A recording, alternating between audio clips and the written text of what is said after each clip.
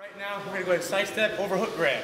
So he throws side step, overhook. What I mean by overhook, we're cooking it over, all right? So that way if we misjudge and accidentally kicks to the head, right, like, and I don't even know it, my hand's still up. That's not a proper block, which is the case. If I would underhook and go like this and try to grab the body, it really bruised my bicep really bad, as well as if he's kicking to the head, kick me right in the face, right? So when you side step, grab, on a body kick, overhook it. So side step right here, real basic. I throw my punch, boom, then kick, right? That's kind of what we did last week. So let's go and give that a shot. We'll add a little bit more to it here in a second.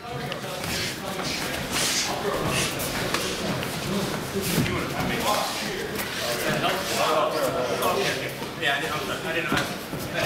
If you want to, you can. One particular technique, even though I'm just trying to stay basic, there's so many things you can do. On this particular grab, if you're trying to punch, he throws his kick, I want to angle out a little bit. So I'm going 45, but I'm angling out a little bit. The reason being is because I'm going to go ahead and create space so I can punch like that. If I would have angled in a little bit, right here, like that, I can barely punch. My elbow, maybe knee, right? So for this particular technique, I want to go ahead and sidestep but angle out a little bit, arc. Right, so from right here, I arc out a little bit. Now I got the Achilles, I got plenty of room here like that. Plenty of room to punch, right? I'm not jammed up here too tight.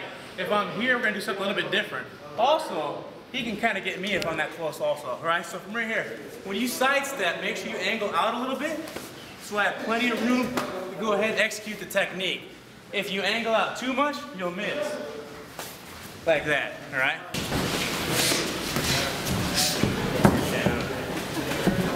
You don't angle out like this. I don't here. Come on, right away. A couple things to add to it. For example, offensively, a lot of people, even if you're not a really experienced fighter, it's kind of common sense that offensively, if I'm fighting this guy, I'm not going to fight him and do the same thing over and over. Here like that. It's just kind of nonsense to do that. A lot of people don't really realize with defense, it's just as important. He throws a body kick. I don't want to try to grab it every single time. You always want to change up your defense as well as you always change up your offense. He throws body kick, we block high knee this time. Second time, we're going to go ahead and execute the technique, all right? So, once again, throws high knee block, boom. Second time, side step, execute the technique, all right? So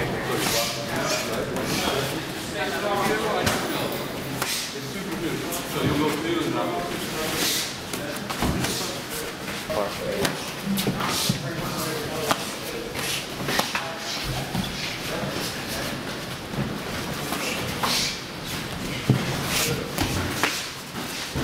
Let's add a little bit more to it. So, first of all, we start with a high knee block here like that. Second one, side step, execute your technique here, and then I want you to roll and throw through. You're going to discombobulate them, get them a little bit sideways, and follow with a head kick. Her leg back up here, like this. When you go ahead and try to throw somebody through, if you throw them through like this, sometimes your hand, your glove will get caught like that. I try to throw them through, his leg will go, especially if they're stiff. So what you want to do is you want to roll it off like that. I want to get good control, suck it in tight, get good control, punch, shoulder shrug a little bit, then right here, roll it off, and then kick. So right here, we go ahead and block, side step, grab, technique, bam, kick, roll through, kick.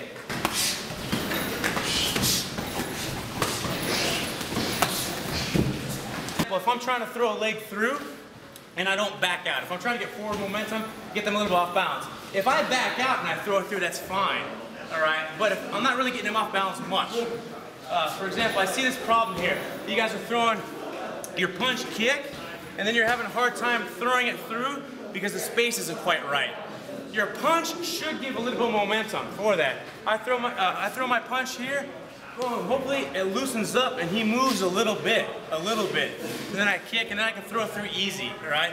If not, you can do it like this, real simple. If we would just isolate this technique only, and I'm a little too deep, I grab it tight, I shoulder shrug, and then I throw it through, all right? So if you want to add everything together here, and then second here, I throw my punch, kick if you have to, shoulder shrug to get space so you can throw it through, then kick.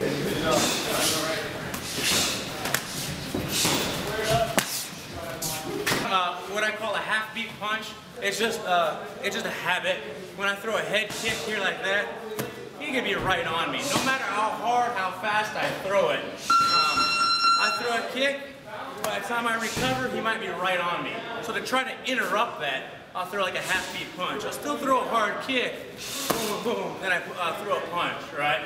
That doesn't take any power away from the kick, as long as you drill it and you're used to it. So I see some of you guys throwing that. You don't want to do it like this, because that kind of defeats the purpose of being a half-beat punch. I throw my kick, I set up, he could already be on me. He'd be right on me right away. Throw my kick, I throw my kick here, boom, he's on me right away. So I want to stop that. I throw my kick here, boom, boom, like that. Try to jab on the way out. Just like in boxing, when you throw a combination, they tell you to jab on the way out. It's kind of the same thing for kickboxing. I throw a kick, boom, bam, jab on the way out, right?